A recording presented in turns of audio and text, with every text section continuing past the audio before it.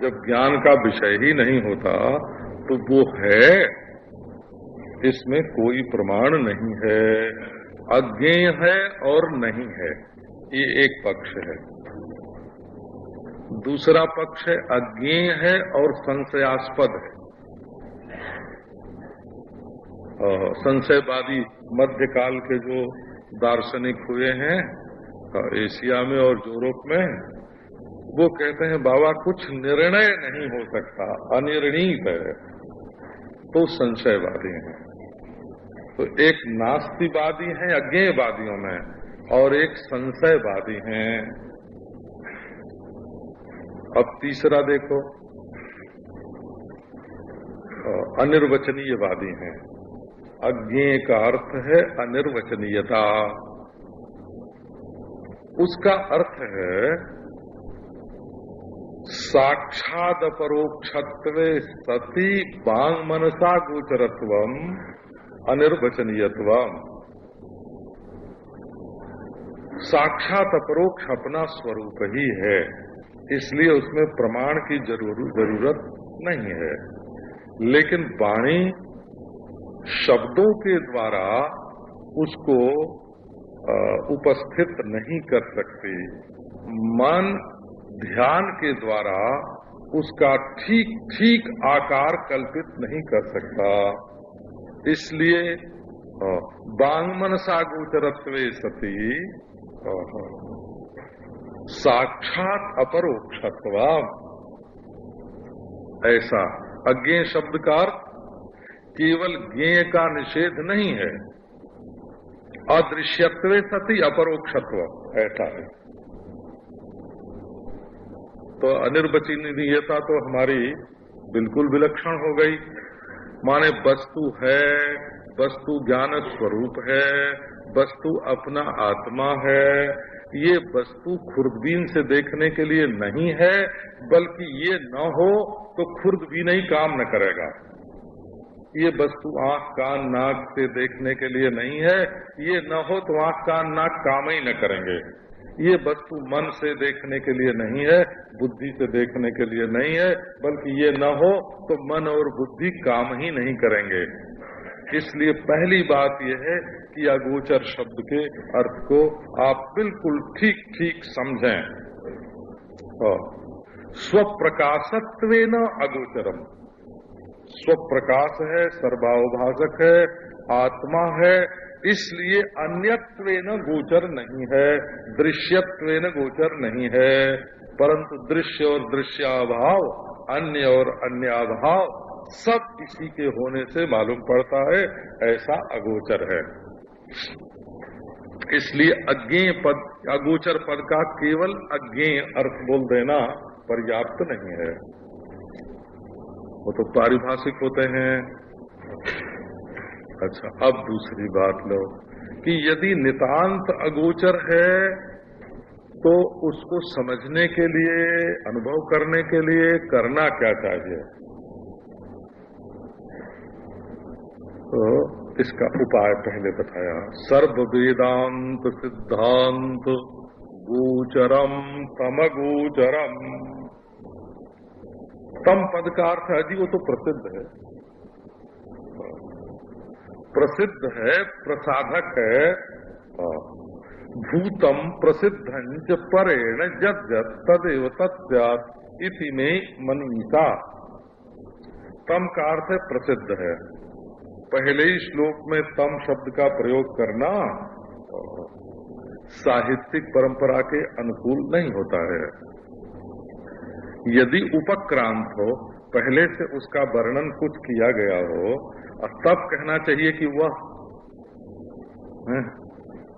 और कई लोगों का सर्वनाम में बोलने का अभ्यास होता है ना, का स्वामी जी कहाँ भाई, का उसने उस दिन वहाँ है ना, उस चीज के लिए कहा था ना।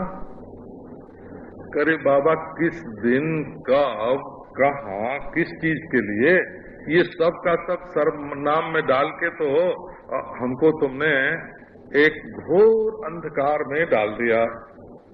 सर्वनाम के प्रयोग की भी तो एक व्यवस्था होती है ना। एक मर्यादा होती है, उसका एक अर्थ होता है। क्योंकि ये बोल दिया हुआ इतना बड़ा वक्ता, हम ये आग्रह नहीं करते कि कौन इसका वक्ता है, क्योंकि वेदांत में वक्ता का आदर नहीं है, और वचन का किस भाषा में है इससे भी मतलब नहीं, और कौन बोल रहा है इससे भी कोई मतलब नहीं। परंतु क्या बोल रहा है वो बिल्कुल कसौटी पर सच उतरना चाहिए। यदि उसका प्रतिपाद्य अर्थ बिल्कुल सच्चा है और स्वानुभूति स्वरूप है तो चाहे कोई बोले, किसी भाषा में बोले। अभी हम गए थे ना नैमिषारण्य, तो वहाँ हमने पहले कहीं शास्त्रों में से देख के पुराण पुरुष की मूर्ति बनवा दी। तो जब प्राण प्रतिष्ठा का समय आया तो पंडितों की जरूरत पड़ी। अब काशी के पंडितों ने महाराज उलझन डाल दी, बोले ये पुराण पुरुष की प्राण प्रतिष्ठा कैसे होगी।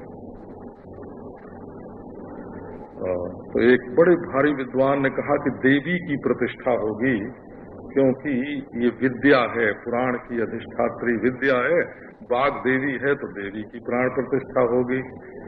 अब हमारी जो मूर्ति बनी वो तो पुराण पुरुष की बनी, पुरुषाकार मूर्ति है,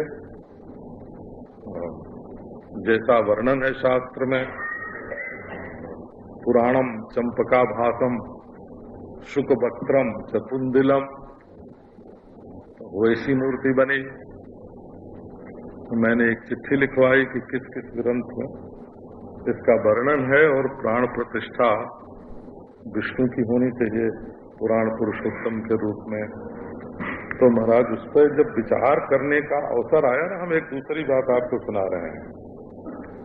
जब विचार हुआ तो किस शास्त्र की मूर्ति कैसी, किस शास्त्र की मूर्ति, ये आया सामने। तो उसमें ये आया कि इतिहास की मूर्ति जो है उसका मुंह सूअर की तरह होता है, सूकर मुख होता, बराह मुख होता है इतिहास, और तोते की तरह, पोपट की तरह मुख होता है पुराण का।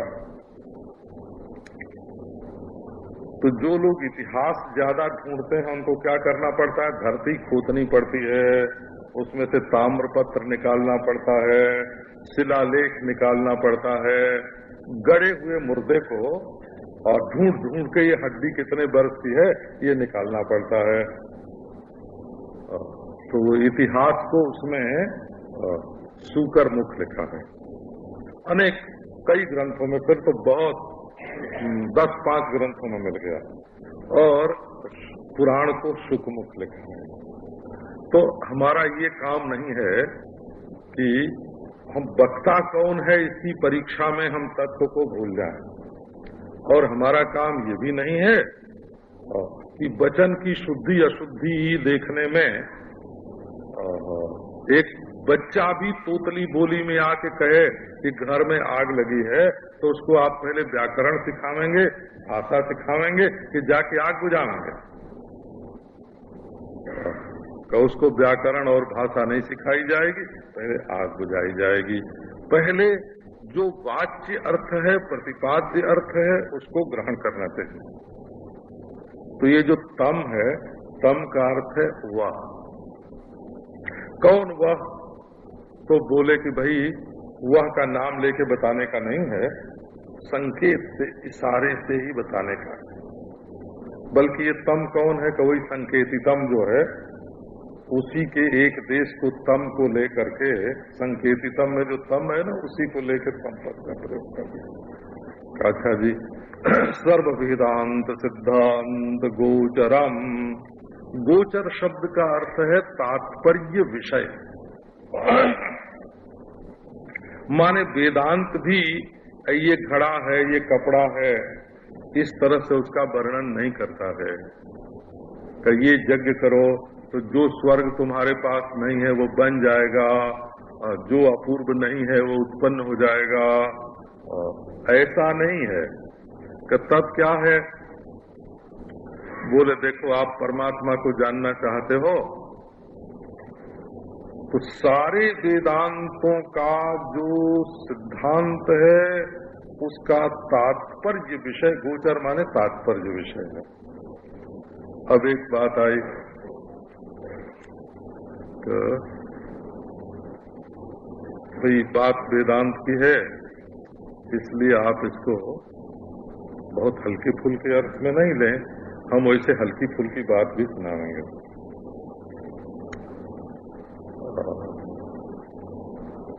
सर्व वेदांत सिद्धांत गोचरम, आंख से भले न दिखे, नाक से भले न सूंघा जाए, त्वचा से न छुआ जाए, जीभ से न चखा जाए, कान से न सुना जाए, परंतु सब वेदांत उसी का निरूपण करते हैं।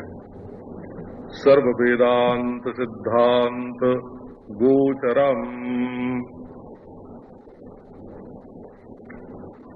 महाराज आपके पीछे बहुत लोग बैठे हैं तो उनकी आंख पर पर्दा पड़ेगा। इधर कहीं भी बैठता। सर्व वेदांत सिद्धांत गोचरम। वेद वेदांत किसका प्रतिपादन करते हैं? आप पहले इसको यूं देखो कि कई चीज ऐसी होती हैं जो लखाने पर ही मालूम पड़ती है, अपने आप हम उसको नहीं लग सकते। कभी कभी तो ऐसी भूल हो जाती है कि कान पर कलम हो और मालूम नहीं पड़ती, तो कोई बताता है कि तुम्हारे कान पर है।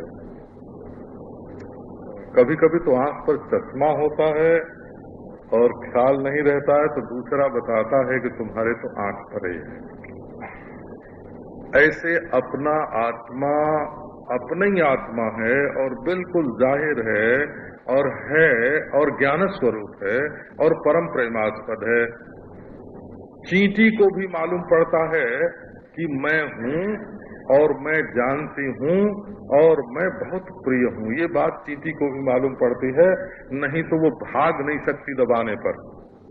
दबाने पर भागती है तो उसकी आत्मा प्रिय है, और जब अपने को प्रिय समझती है, भयभीत होती है तो जानती है, और जानती है तो है तो अवश्य ही है, जानती है और प्रिय है।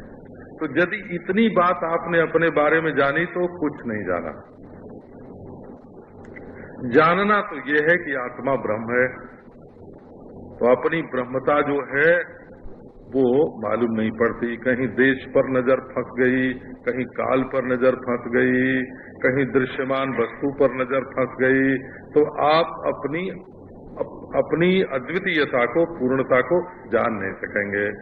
तो इसको वेद बताता है, वेदांत बताता है। इसके संबंध में आप ये देखो, साधारण लोगों को ये बात नहीं मालूम है और वो वेदांत पढ़ने लगते हैं। कोई किताब पढ़ना शुरू कर दिया, वो क्या है कि प्रमाण के विभाग में लोगों की गति नहीं है। साधन के विभाग में तो सुन सुना के प्रवृत्त भी हो जाते हैं कि ये साधन करो, ये साधन करो, ये साधन करो, लेकिन हमारी आंख क्या देखती है ये मालूम नहीं है। देखो, जो आंख से दिखता है वो नाक से मालूम नहीं पड़ता, और जो नाक से मालूम पड़ता है वो आंख से दिखाई नहीं पड़ता।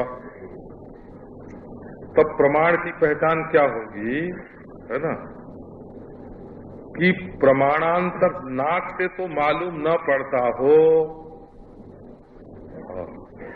और नाक उसको काट न सकती हो, और आंख से असंदिग्ध रूप से मालूम पड़ता हो, तो उसका नाम रूप होगा। ये वेदांत में ऐसी परिभाषा है, प्रमाणांतर से अनधिगत, प्रमाणांतर से अबाधित, असंदिग्ध बोध का जनक होता है प्रमाण। ये उसकी भाषा बोल दी।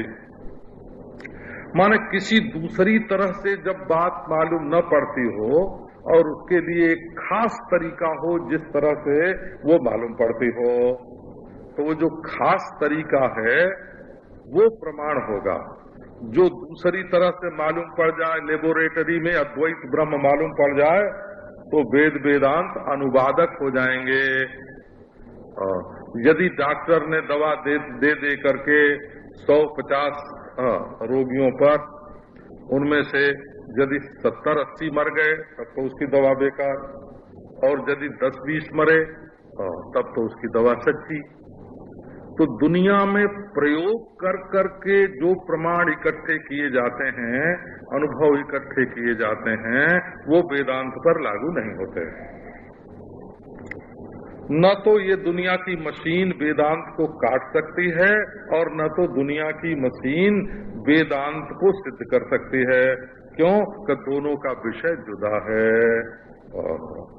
विषय से अलग इंद्रियां, इंद्रियों से अलग अंतःकरण, अंतःकरण से अलग उसका साक्षी, और वो साक्षी कितना लंबा, कितना चौड़ा, कितना बड़ा, कैसा है, कि ये बात आप यदि मशीनी ज्ञान से प्राप्त करना चाहते हो तो बिल्कुल गलत।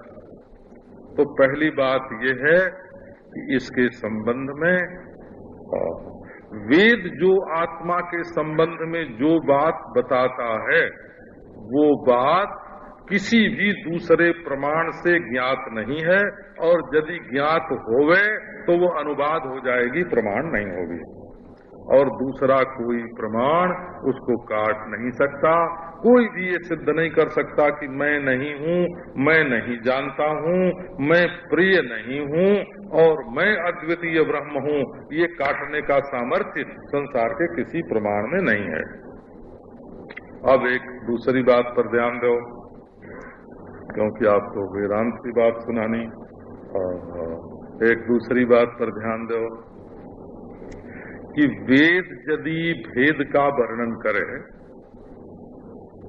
न वेदो भेद गोचरः,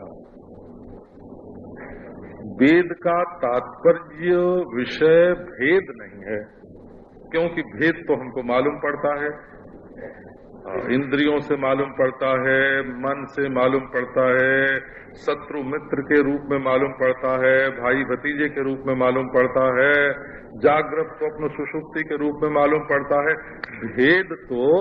भेद तो साक्षी भाष्य है ही। स्थूल भेद है तो आभास भाष्य है, और सूक्ष्म भेद है तो साक्षी भाष्य है। भेद तो हमको ऐसे ही मालूम पड़ जाता है, उसके लिए वेद की क्या जरूरत। तो भेद का प्रतिपादन करने के लिए वेद है ही नहीं, वेद अभेद का प्रतिपादन करने के लिए है। प्रमाणांतर सिद्धत्वात् भेदस्य मिथ्यात्वाद अप्रयोजनात् श्रुत्यंतर विरोधाच्च न भेदो वेद गोचरः। 4 हेतु दिया, 4 कारण बता रहे हैं। क्या कि एक तो दूसरे प्रमाणों से भेद मालूम पड़ता है, बच्चे को भी मालूम पड़ता है, बुढ़े को भी मालूम पड़ता है, पागल को भी मालूम पड़ता है। भेद तो अपने आप को स्वयं मालूम पड़ता है, और जब मालूम पड़ रहा है तब उसको बताने के लिए वेद की क्या जरूरत। इसलिए भेद वेद का प्रतिपाद्य नहीं है। दूसरी बात, भेद जहाँ मालूम पड़ रहा है, भेद कहाँ मालूम पड़ रहा है, भेद में कि अभेद में। भेद का अधिष्ठान कौन सा है, भेद का प्रकाशक कौन है, कब भेद का अधिष्ठान अभेद है कि भेद है। यदि भेद का अधिष्ठान भेद है तो उस भेद का अधिष्ठान कौन है। तो इसमें क्या होगा, इसमें तो बिल्कुल आत्माश्रय, अन्योन्याश्रय, चक्र का पत्ती, अनवस्था, बहुत सारे दोष हो जाएंगे। तो अपने अभाव की अधिष्ठान अभेद में भासने के कारण भेद मिथ्या है, और भेद भ्रांति ज्ञान निवर्त्य होने के कारण का भेद मिथ्या है। और अप्रयोजनात्, भेद के निरूपण करने में प्रयोजन की क्या सिद्धि होगी। अभेद का निरूपण करने में तो राग द्वेष की निवृत्ति होगी, भाई भतीजावाद कम होगा, हैं, प्रांतीयता कम होगी, जातीयता कम होगी, मजहबीपना कम होगा, राष्ट्रीयता का व्यामोह कम होकर के युद्ध कम होंगे। अद्वैत के बोध से तो राग द्वेषादि की निवृत्ति होकर अनेक लाभ हैं, भेद के बोध से क्या लाभ होगा? अप्रयोजनात् श्रुत्यंतर विरोधाच, और दूसरी श्रुतियां स्पष्ट विरोध करती हैं। द्वितीय नई वस्तु, द्वितीय वस्तु है ही नहीं, एको रुद्रो न द्वितीयायतस्थे, एक परमात्मा है, दूसरा कोई नहीं है। एकम सद विप्रा बहुधा वदंती, एक सत्य है। तो इस तरह से वेद वेदांत जो है वो अभेद का वर्णन करता है। तो तम शब्द का अर्थ क्या है कि संपूर्ण वेदांत के सिद्धांत में जो प्रसिद्ध वस्तु है, तम माने प्रसिद्धम, जन्माद्यस्य यथा से जतो वायुमानी भूतानि जायन्ते से प्रसिद्ध है वो वस्तु का। ठीक है, वो वस्तु कहाँ आपको दिख रही है महाराज? बोले कि हमको तो अपने गुरु में दिख रही है। गोविंदम परमानंदम सद्गुरुम प्रणतोस्म्यहम। इसी से देखो परमहंस रामकृष्ण के संप्रदाय में ओम नमो भगवते और रामकृष्णाय करके उपासना करते हैं, और ओम नमो भगवते रमणाय करके उपासना करते हैं। रमण महर्षि के संप्रदाय में लोग अपने अपने सद्गुरु में साक्षात परब्रह्म परमेश्वर का दर्शन करते हैं। तो इन्होंने अपने गुरु का नाम लिया गोविंदम, गोविंद पाद। ऐसे भी कल्पना कर सकते हैं कि इनके गुरु थे परमानंद, गोविंद के रूप में उनका वर्णन किया है। इनके गुरु थे गोविंद, परमानंद के रूप में उनका वर्णन किया है। इसमें कहना क्या चाहते हैं? कहना ये चाहते हैं कि सद्गुरु की जो आत्मा है नित्य शुद्ध बुद्ध मुक्त ब्रह्माभिन्न, वही परमानंद स्वरूप हमारी आत्मा है, शुद्ध बुद्ध मुक्त प्रत्यगाभिन्न प्रत्यक्ष स्वरूप। जो गोविंद है सो परमानंद है, जो परमानंद है सो गोविंद है।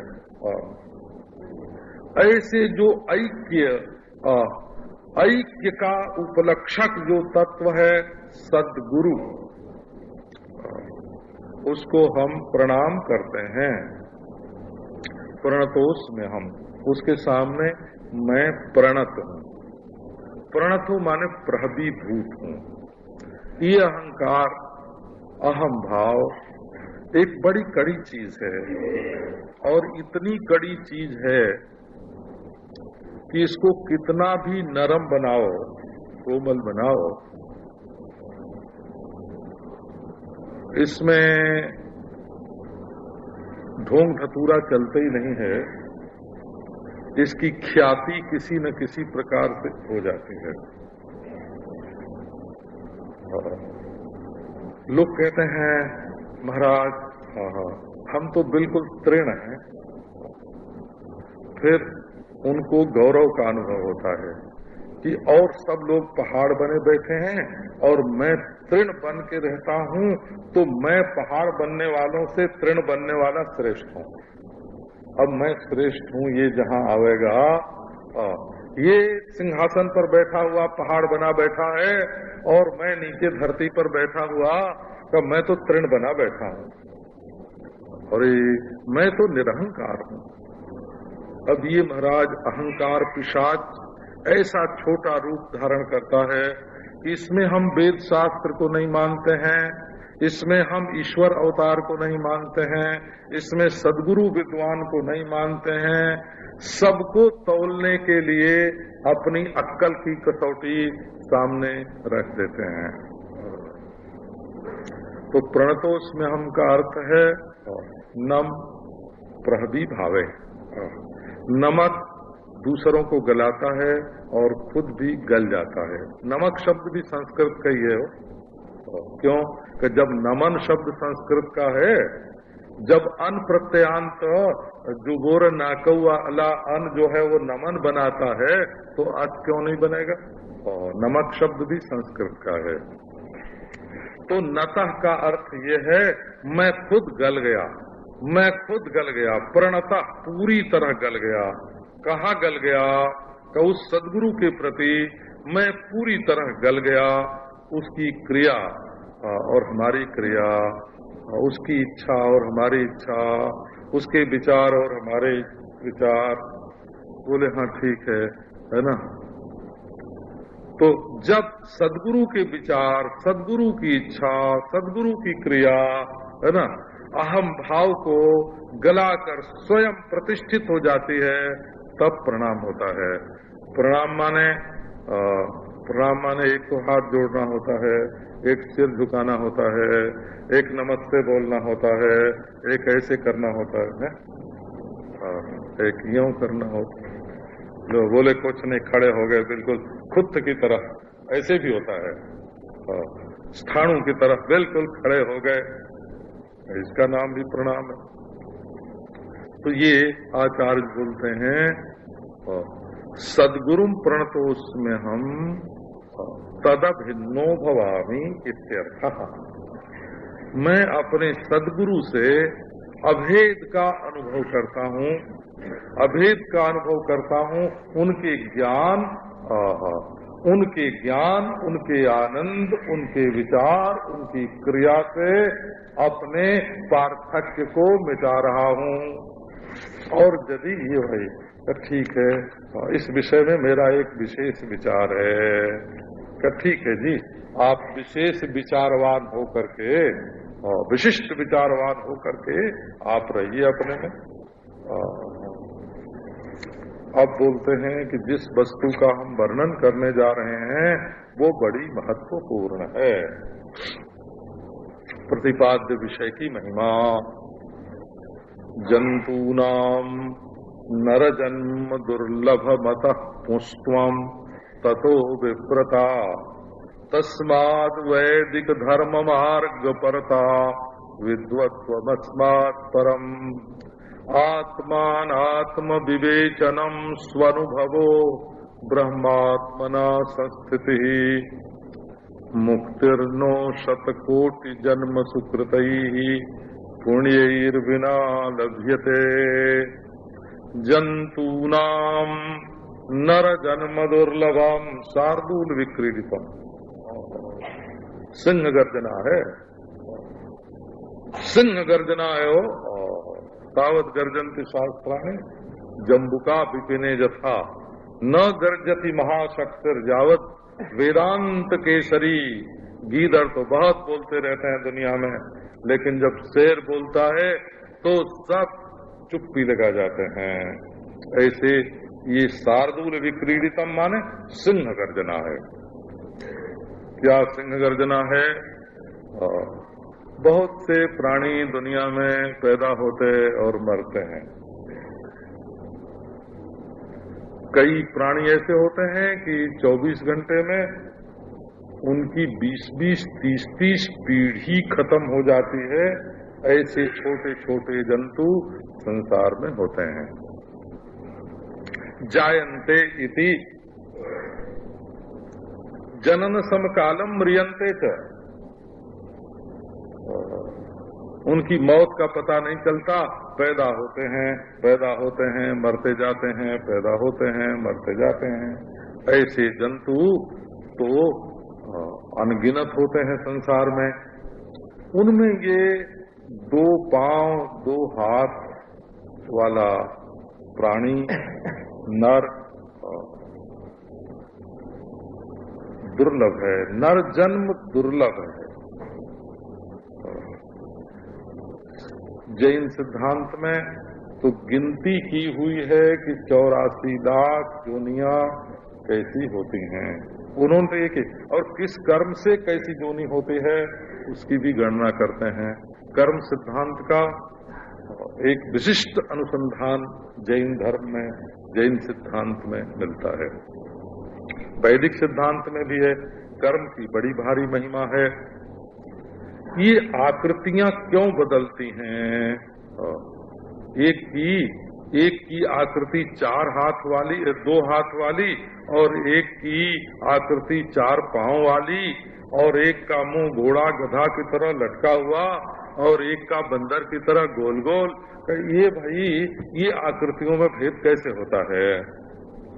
तो इसका मूल है असल में वासना का विकास। तत्व तो एक ही है, परंतु उस तत्व में जो वासना है वो नाना प्रकार की आकृतियों का विकास करती है। तो मनुष्य जन्म जिसमें व्यवस्थित विषय भोग है, अभी हमने पढ़ा था जो कांड व शाखा का शतपथ है, उसमें ये वर्णन आया है कि विधाता ने 5 प्रकार के जो प्राणी हैं उनको अपने सामने बुलाया, प्रजापति ने। उसमें शब्द प्रजापति है। प्रजापति ने 5 प्रकार के प्राणियों को बुलाया और उनमें मर्यादा कर दी। पशु तुम ऐसे रहना, पक्षी तुम ऐसे रहना, देवता तुम ऐसे रहना, दैत्य तुम ऐसे रहना। 5 की मर्यादा बना दी। फिर मनुष्य को बुलाया, मनुष्य को भी एक मर्यादा बनाई कि हे मनुष्य, तुम 24 घंटे में 2 ही बार भोजन करो। ये मर्यादा बनाई। तो और सब प्राणियों ने देवताओं के लिए जैसा था, दैत्यों के लिए, पशुओं के लिए, पक्षियों के लिए, उन सब ने तो प्रजापति की बनाई हुई मर्यादा का पालन किया।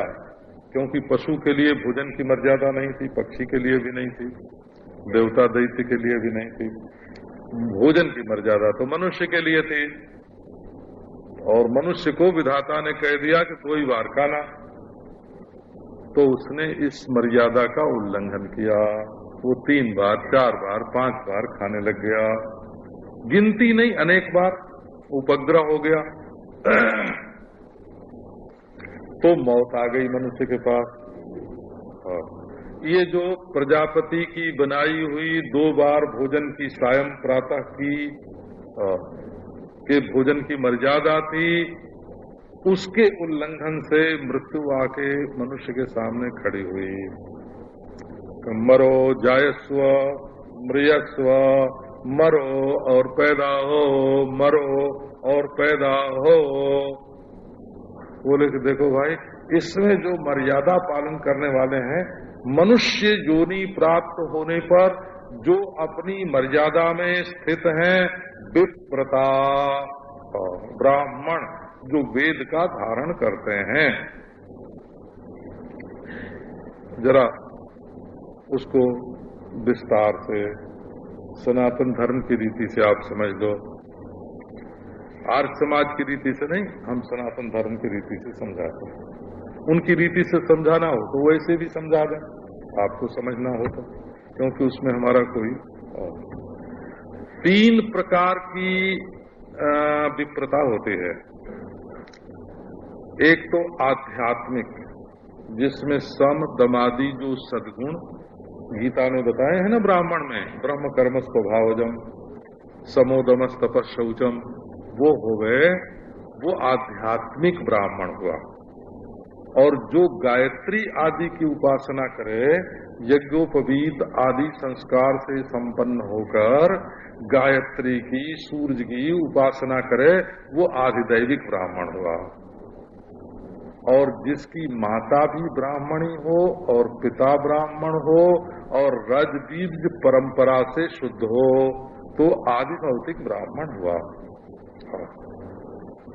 तो त्रीणि जस्यावदातानि, ये महाभाष्य में ये श्लोक, व्याकरण महाभाष्य में, उसी को महाभाष्य बोलते हैं। तो 2 बार ये श्लोक थोड़े पाठ भेद से आया है।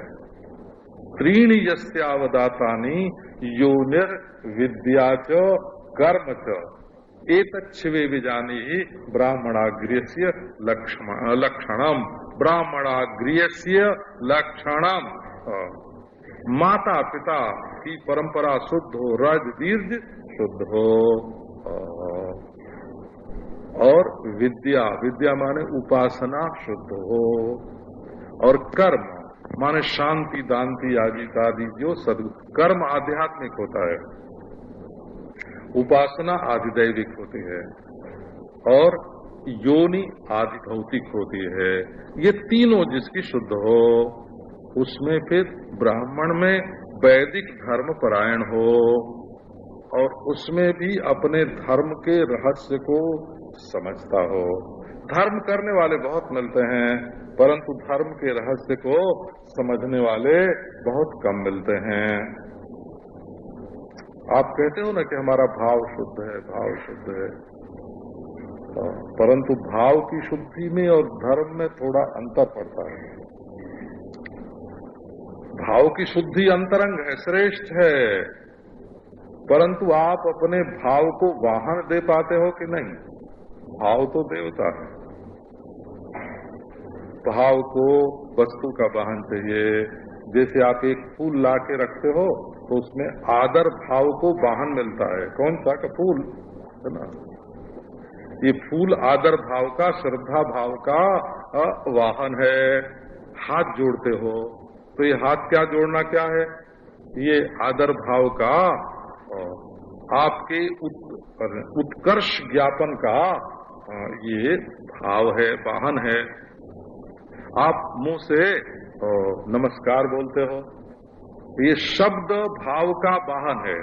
जैसे शब्द भाव का वाहन है, क्रिया भाव का वाहन है, वस्तु भाव का वाहन है, सनातन धर्म की प्रक्रिया ये है कि वो निराकार देवता को भी आकार का वाहन देता है, मूर्ति के रूप में प्रकट हो गए। जगत बीज सालग्राम होकर प्रकट हो गया। वस्तु, सूक्ष्म वस्तु को भी वाहन दे और सूक्ष्म भाव को भी वाहन दे।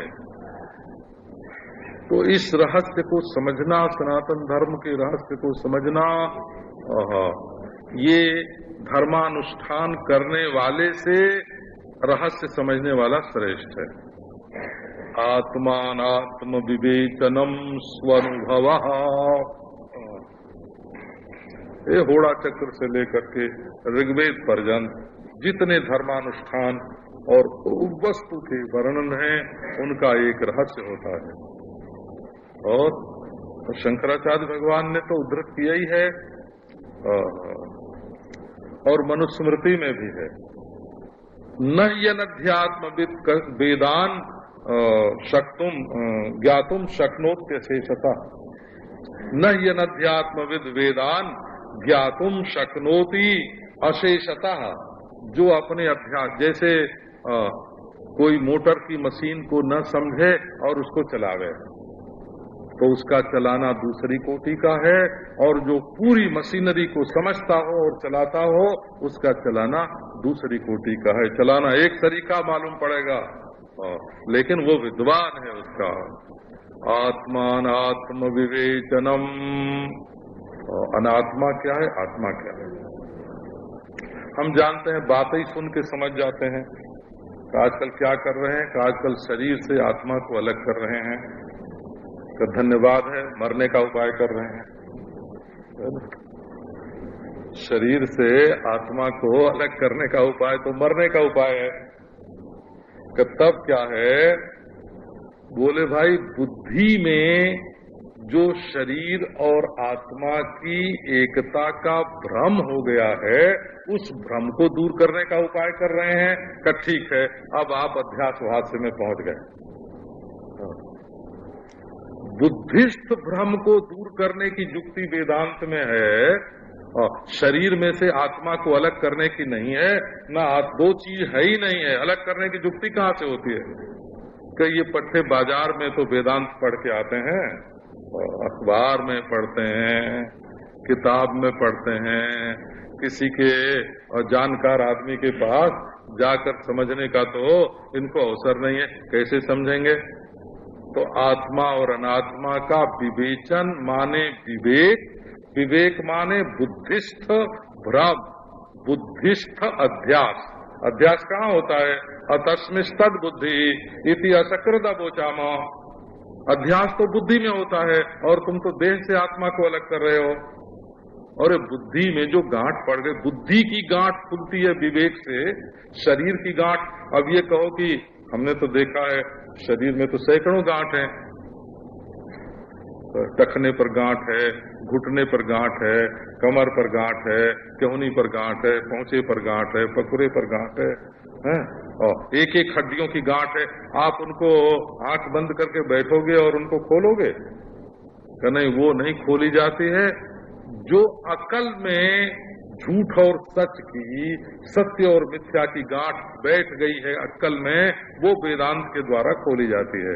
तो आत्मा, अकल को ठीक करने के लिए वेदांत है, हड्डी पसली को ठीक करने के लिए वेदांत नहीं है, उसको हटाने सटाने के लिए वेदांत नहीं है। तो कहीं शेर गजल पढ़ के तो आपने वेदांत नहीं सीखा है। गा गा के वेदांत नहीं आता, समझ समझ के वेदांत आता है। डंका बजाने की चीज ये नहीं है, ये समझने की चीज है। आत्मानात्म विवेचनम। जब बुद्धि में आत्मा और अनात्मा का विवेक हो जाता है तब होता है सुष्ठु सुंदर अनुभव। सुंदर अनुभव माने अनुभाव्य, अनुभविता। एक अनुभव ऐसा होता है कि मैं देखने वाला हूँ और ये घड़ी देखी जाने वाली है, तो अनुभाव्य हुई घड़ी और अनुभविता हुआ मैं। वेदांत में जो अनुभव होता है वो ऐसा नहीं होता। वो अनुभव करने वाले को कर्ता नहीं बनाता और अनुभव किए जाने वाले को विषय नहीं बनाता। अनुभाव्य हो जाता है अल्प अथवा सर्व, और अनुभविता हो जाता है अल्पज्ञ अथवा सर्वज्ञ। और ये अल्पज्ञता और सर्वज्ञता, अल्पता और सर्वता, दोनों को काट करके माने कुल्हाड़े से नहीं, बुद्धि में उचंत खाते में लिख देता है।